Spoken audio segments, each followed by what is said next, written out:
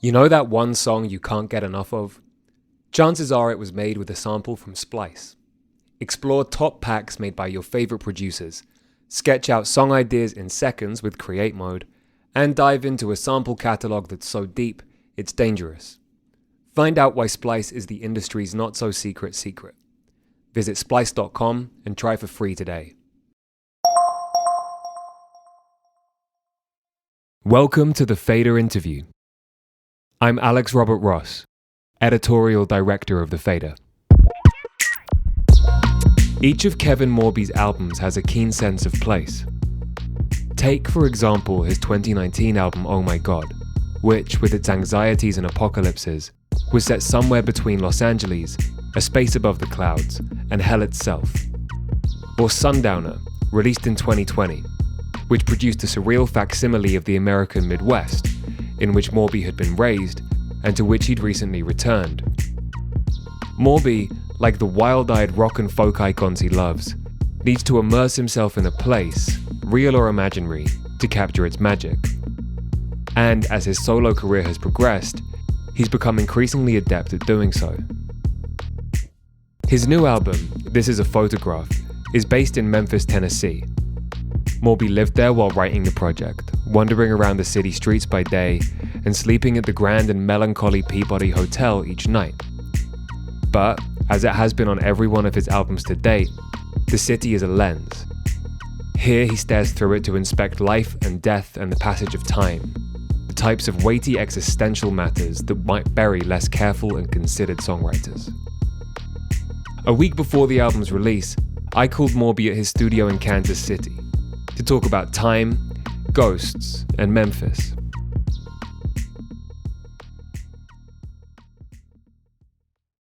First of all, congratulations on This Is a Photograph. We're not too far away from release now. This will be the third album in a row we've spoken on, and it's been sort of an interesting staggered process because I think you were probably quite a long way into making this the last time we spoke. We spoke in, I think, around October 2020 was the last time we caught up, and you were a good 9 months into making This Is a Photograph, I guess. Yeah, at that time, I would have had a lot of blueprints of songs. A lot of them got realized sort of, I think right after we would have spoke, when I went to Memphis, Tennessee, and kind of shacked up in a hotel there called the Peabody. And I did that sort of right after Sundowner came out. The thing about Sundowner and a lot of my records is that, I had that in my back pocket for a long time. So when it had come out, those songs were already 2 years old or something. And it's nice to sort of get rid of that psychic weight. Though the songs were old, it's still, you're talking about the songs and you're promoting the songs. So once it was out, it's when I felt like I could take a lot of these blueprints of songs and take them to, a time and space to sort of really just focus on building those up. Before we get into Memphis, and I do want to dive into that, but I just want to go back to the very genesis of the album and the evening when you see this photograph of your father, which seems like a very poignant moment. What was it about that photo in particular that jumped out at you that night out of all the photos that you had? Earlier in that evening before finding the photograph, I was getting ready to go on a European tour. I was getting ready to leave for a while, and so we're having this sort of family dinner at my sister's place, and my dad fell ill, and he fell over. He had this medical complication, and he kind of hit the floor out of nowhere. He passed out. He luckily ended up being okay, but he had to be rushed to the hospital. They didn't quite know what was going on at first. And the EMTs came and everything, and he was unconscious there on the floor for a moment. And later, after he'd been released from the hospital, we sort of went back to my parents' house, which is the house where I sort of spent my formative years. And for some reason, someone unearthed this box of photographs, of old family photographs, and it was a lot of photos I'd never seen before. And it was sort of a lot of photos of my parents, in their early adulthood, where, sometimes when you see photos of your parents before they met one another and they're going to school dances or they're going out and they're with other people, these strangers, it's kind of this interesting thing. And it's always that it humanizes them in this way, or reminds you, of the lives that they lived before, you were conceived. But anyways, there was this one photo of my dad that really stood out to me above all the rest, in which he's got his shirt off and he's he's on, he's in seems like a backyard or a front yard of this house that we would have lived in Lubbock, Texas. And that would have been the year that I was born. They were only there for this short year, and I was born during that time.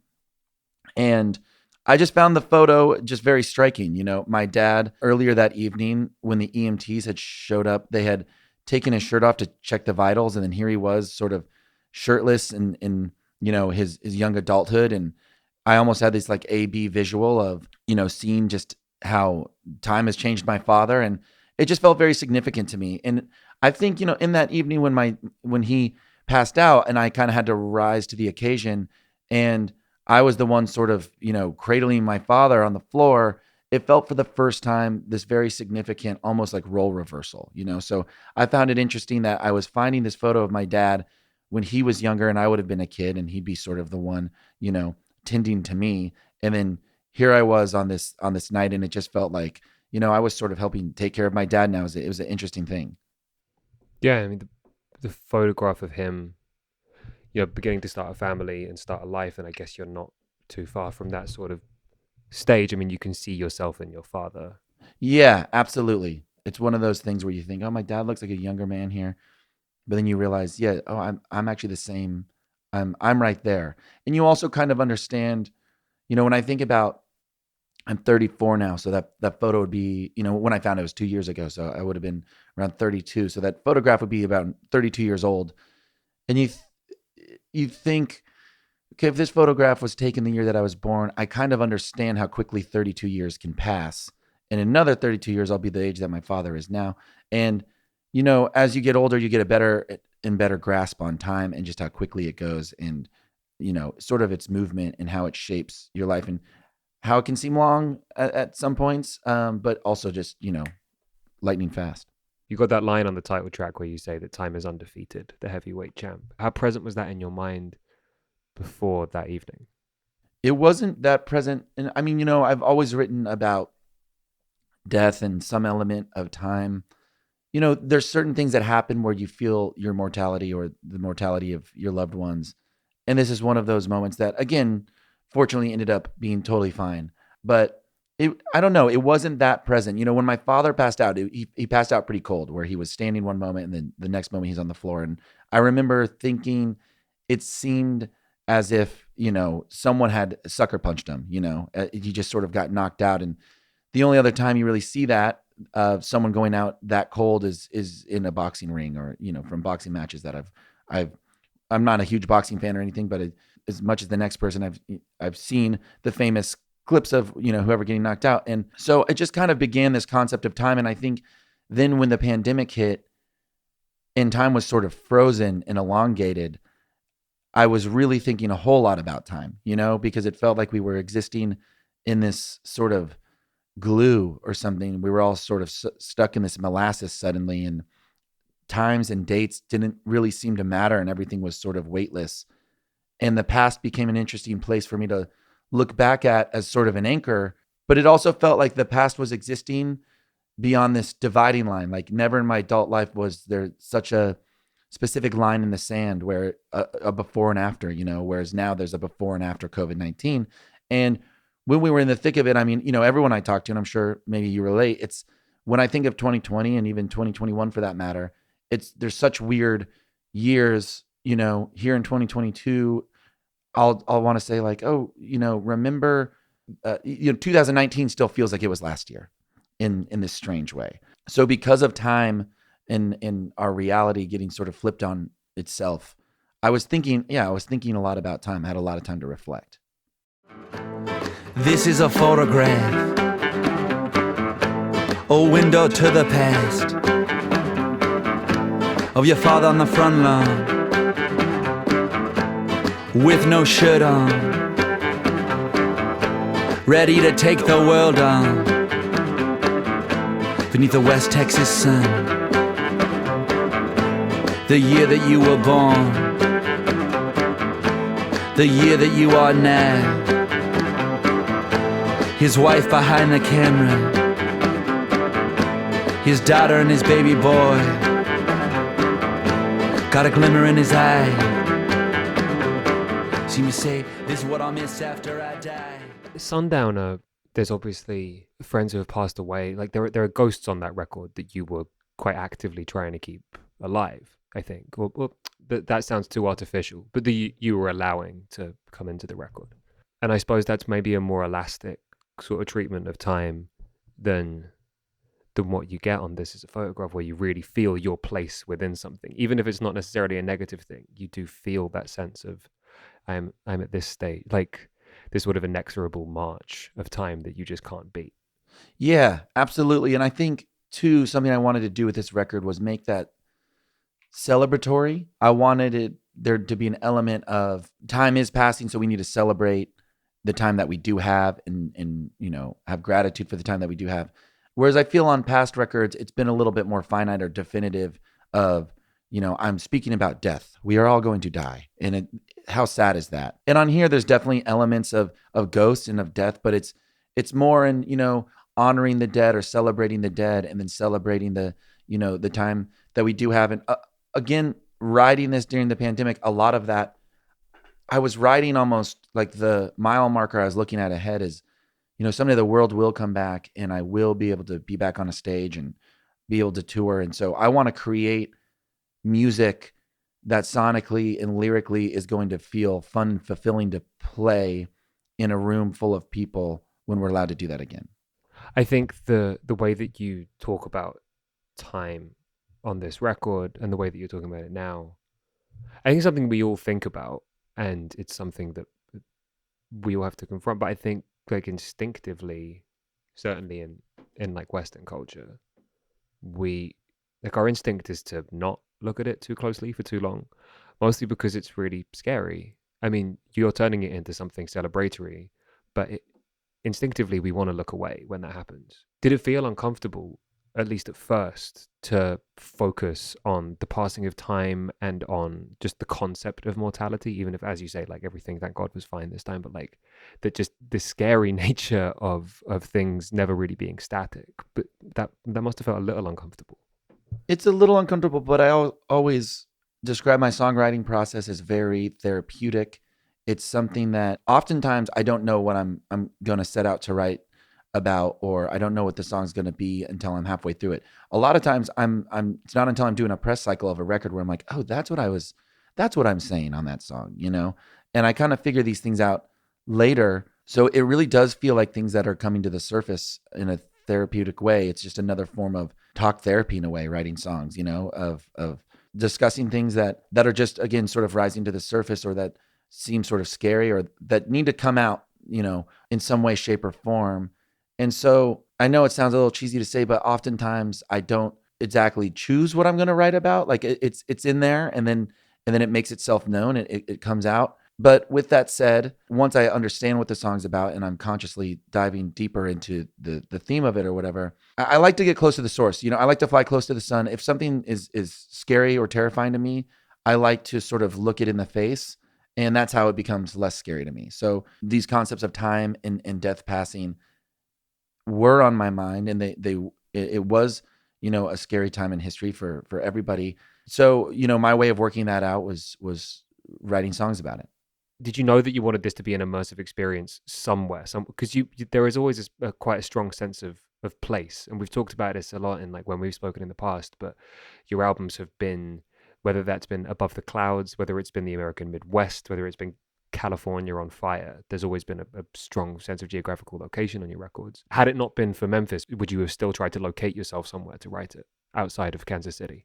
Memphis ended up being the place because it could have only been there. I don't know if I could have found a place to be as an inspiring of a backdrop to the themes I was trying to convey. And it's not something where Memphis made me realize or think of all these themes, but when I had these themes in mind, it was a feeling of, I know the perfect place to help tell this story or to amplify this story. And, Memphis is such an amazing, incredible city.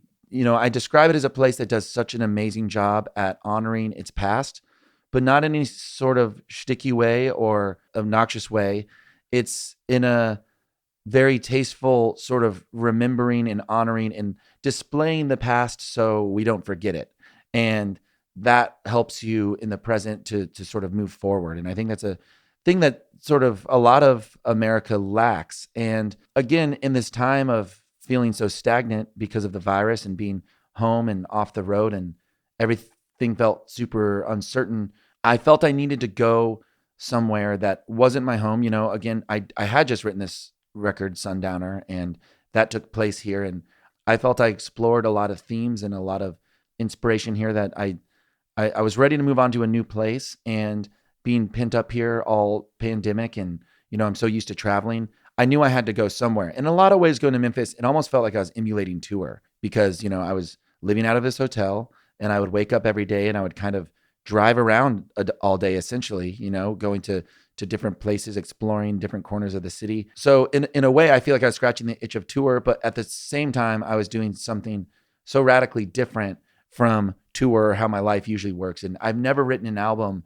where it's been such an immersive experience, and where I've sort of gone to a place to sort of live inside the songs and really explore the songs. And I wasn't working against any clock. Usually when I write records, it's okay, I've got 2 weeks in between tours and I'm going to book some studio time, or I'm going to demo stuff and then, get the ball rolling. But this was, I had all the time in the world to sit with different lyrics or different pieces of music and think about things I've never thought about before, like changing tempos for songs or changing the key of the song or whatever it was. I was really just able to live inside of the songs in a way I've never done before. You mentioned it a little before, but the Peabody Hotel, why there? Did you know about it long before? Did you have an image of it when you thought Memphis, you were going to go there? My whole introduction to Memphis was around the end of 2018.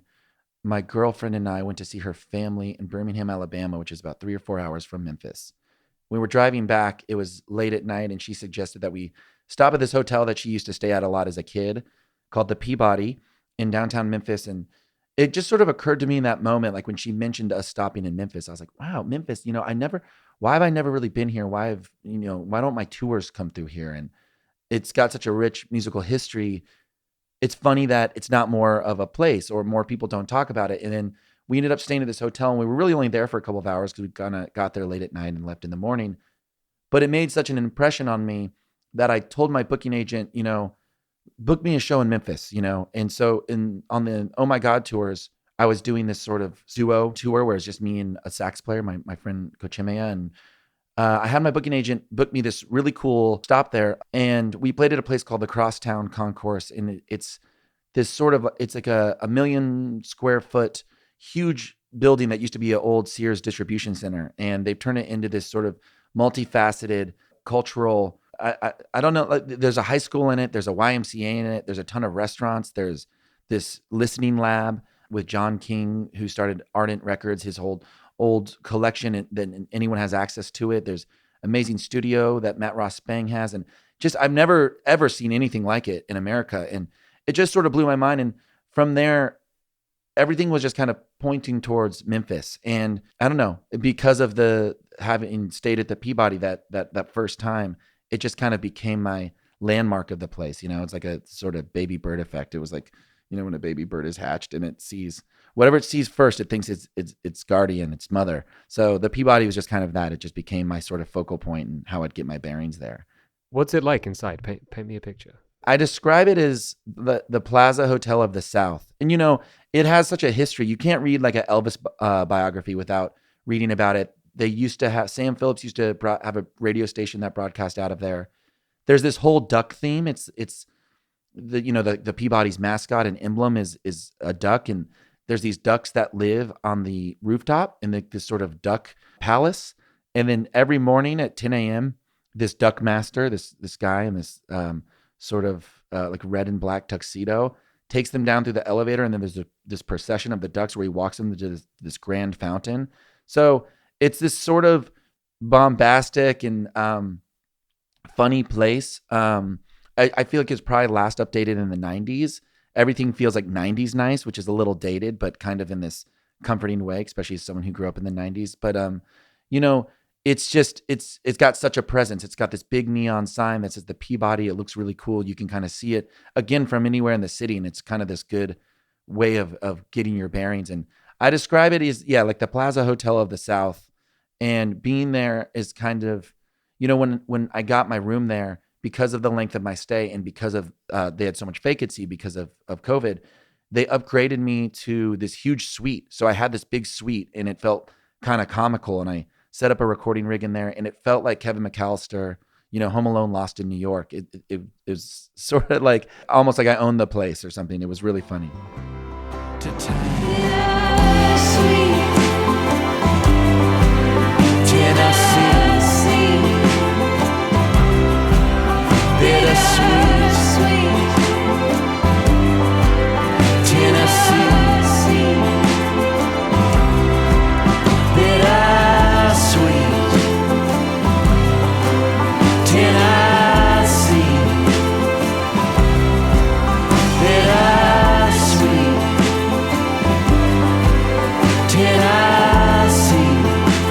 Will have one on me.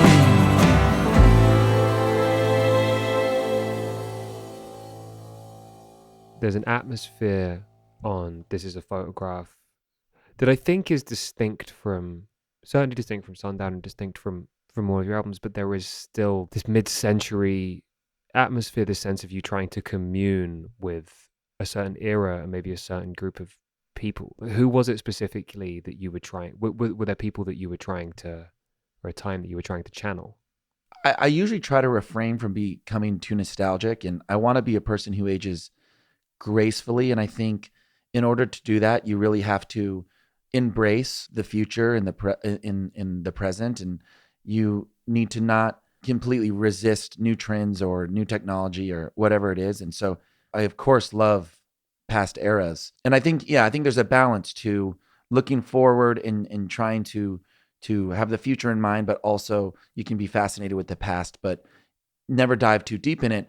And I almost felt like this was going against my own rule. But again, the present at the time felt so uninspiring that I really took great comfort in the past. And it just became this place that was fun and comforting and a sort of safe place for me to mentally go to. And, the thing about Memphis, there's so many eras. And again, the past is very complicated. All eras of humanity are incredibly complicated because of race and gender and politics and, just everything. But because we were in a sort of unprecedented time, it was fun for me to touch on a somewhat recent past. And, in Memphis, I was becoming obsessed with the story of Jeff Buckley and, anything Stax Records related, Otis Redding or Tina Turner or, Isaac Hayes and Big Star, So I just really anything, and that's a city where every corner of it, there's some reminder of the past, but in a really amazing way. Like at the Memphis Zoo, so Jeff Buckley, right before he tragically drowned in the Mississippi River, he had been trying to get a volunteer shift in the butterfly garden at the Memphis Zoo, which is so peculiar, but I found it so interesting. And so there's this plaque dedicated to him in the Memphis Zoo. And that's just a great example of kind of everywhere you look there's some, other touchstone of someone who's passed through that city. And it does such a great job at sort of remembering those people. You've talked elsewhere about there being a sort of resilience and a strength to Memphis that you wanted to capture. What is it about this strength and resilience of Memphis that draws you to it in the context of This Is a Photograph? What is it about Memphis' sensibility that you think matches this album? Well, I always felt that there's a toughness, there's a sort of like muscle to Memphis. And when I speak of its resilience, I just think, it's such an odd, small city to have someone like Elvis come out of it, or, Beale Street's significance of Robert Johnson and the blues musicians. Like it's a place where its influence is so culturally important, but it's this small southern city, like in the corner of Tennessee. It's so wild. It's where, obviously MLK was assassinated and he was there for the sanitation strike. And, obviously he's at the Lorraine Motel when he was shot, and that's all still there. And it's captured so well. And that Civil Rights Museum is so incredible. And, the story of his assassination is Memphis was this sort of thriving downtown up until that point. When that happened, its downtown kind of died, and, its economy really plummeted. And it's just been through a lot. So I was trying to capture this sort of Memphis energy on the record, and it's eventually why Sam and I went back there to finish the album. But it was more so when I was there writing, it felt like a comforting place to be because it feels like a very brave place. It feels like a city that has seen a lot. So though it was an unprecedented time, it still felt like, well, we can handle this. We've been through a lot, and this is just another thing we have to get through, and we will get through it. And that's just sort of the energy. It's a very hospitable place. The hospitality of the strangers you meet there it's incredible, and so it's a very comforting place. But yeah, I was trying to get it on the record, and a certain energy. I really love humidity. I grew up in a lot of humidity in Kansas City, but in the South, it's 5 times more intense.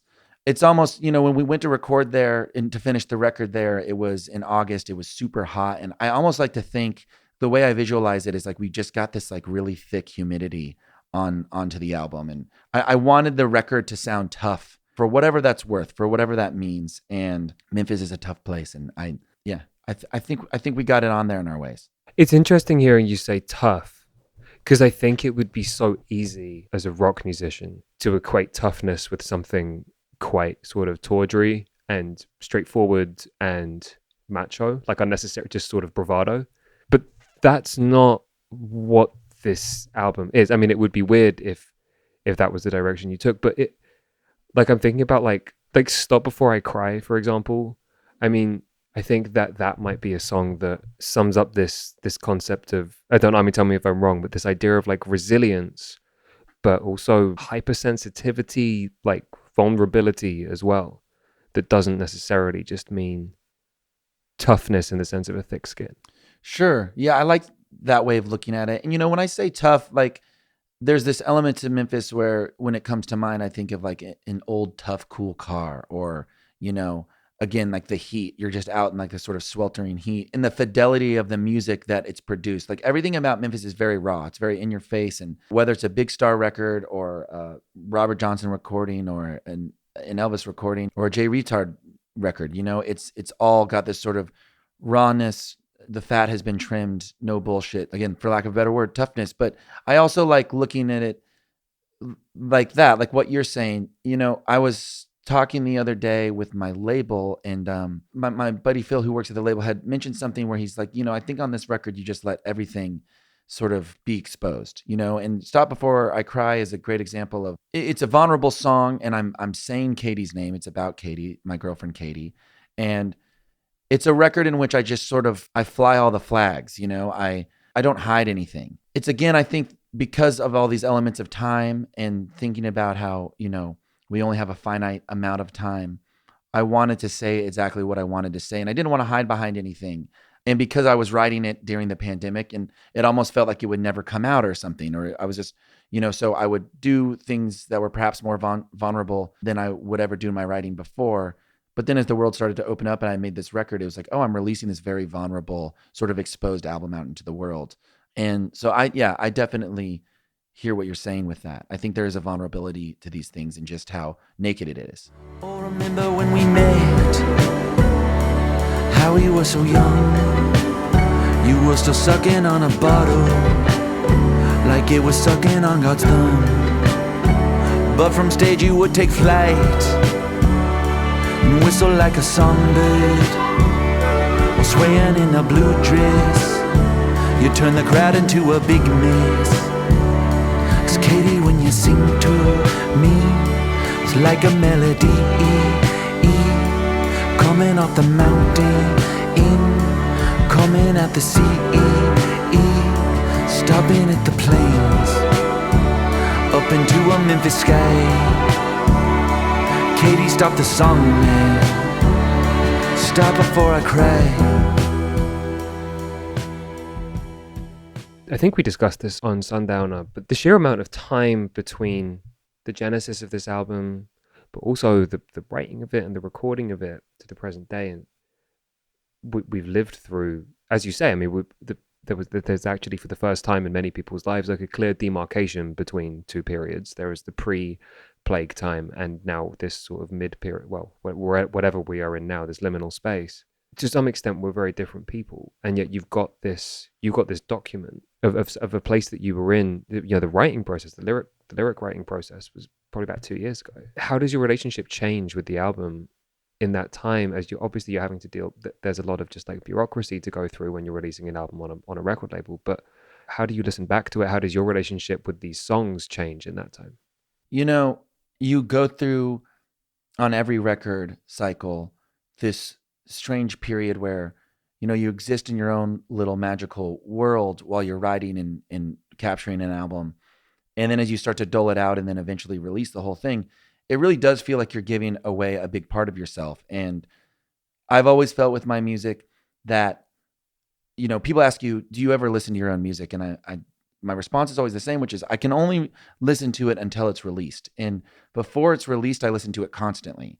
And then the moment it's sort of out in the world, it sort of belongs to everyone else, and it feels kind of strange to listen to. It's no longer for my ears, it's for anyone who wants to listen's ears. And so that's definitely something you go through on every album process. But with this one, it feels a lot different. And, knock on wood, we're never back in a situation like we were in 2020 where, there was a lockdown of that nature. But looking back at that time, as horrible as it was, of course, there was a lot of silver linings in, I think we all learned how to maybe take better care of ourselves, or for a lot of musicians that I know, and certainly myself included, it was the first time I was sort of resting or taking care of myself in a way that I hadn't because of the lifestyle. This record is absolutely going to have a very special place in my catalog to me personally, just because it's the only record I've ever really taken this amount of time or proper care to create. And, the reality of it, the situation when I was in Memphis and living out of the hotel, I had a lot of doubts, and I was scared because of the virus, and I felt, is this irresponsible to be, this is pre-vaccine, and is this irresponsible for me to be out in the world like this? I'm living in a hotel, I'm subjected to other people. I had fears of just, waking up super sick one day and not being able to get home. All of those things were very real. It wasn't just this blissful time, but luckily, I wasn't met with any real tragedy. And so looking back on it is just kind of this nice, somber, alone but not lonely part of my life. And so now here we are in this strange era where the world is opened back up, but still the pandemic is present. Letting go of the record is bittersweet, but I'm also very excited about this one. In a way, I've never been excited about a record before. Up until now, I always have a record in my back pocket. And at this point in the record cycle, when I'm doing press and I'm getting ready to go out on tour and promote the record, I'm already thinking about a whole new batch of songs, or even sitting with a whole new completed record.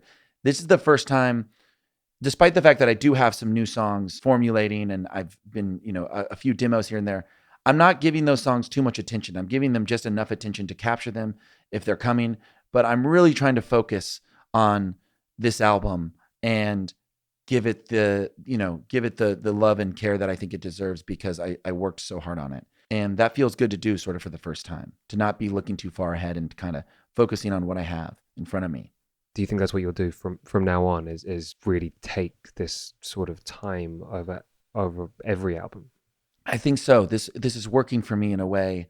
And not that the other albums didn't work for me. I just think that you take life as it comes, and you always go with your instincts at the time and whatever they may be. And before This Is a Photograph and before COVID-19, my instincts told me to do a different thing. And I think that no matter what you're doing, change is, when it feels welcome, you should go with that. So who knows if this will become what I do for all my next records, but I kind of think for the, at least the next one, I think taking time and carving out time for myself is something I want to do. You can't always rely on a pandemic hitting the world to make you stop and take more time and interest in your endeavors. So I'm going to have to learn to do that myself a little bit more. But yeah, I really enjoyed this process. It was great. That feels like a beautiful place for us to wrap, Kevin. Cool. Thank you so much for making time for me, like every time. I really appreciate it. You as well. I also really appreciate it. That was Kevin Morby talking to The Fader. Morby's new album, This Is a Photograph, is out tomorrow, May 13, via Dead Oceans. This week's episode of The Fader Interview was engineered by Tony Giambroni. The executive producer is Alex Robert Ross, and the associate producer is Raphael Helfand. We'd like to thank Loughton Audio for providing our microphones. You can find them online at lautenaudio.com. And we'd like to thank James Ivey for providing our intro music. If you've enjoyed today's episode, we'd appreciate if you left a 5-star rating and review. If you like listening to The Fader, good news. We're now on the new live radio app, AMP. You can download it from the App Store and check out our shows with the access code FADER on AMP. That's all one word. And keep an eye on thefader.com for essential music news, interviews, and essays. We'll be back next week with another episode of The Fader Interview. Goodbye until then.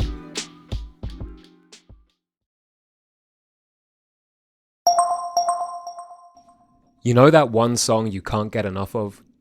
Chances are it was made with a sample from Splice. Explore top packs made by your favorite producers, sketch out song ideas in seconds with Create Mode, and dive into a sample catalog that's so deep, it's dangerous. Find out why Splice is the industry's not-so-secret secret. Visit splice.com and try for free today.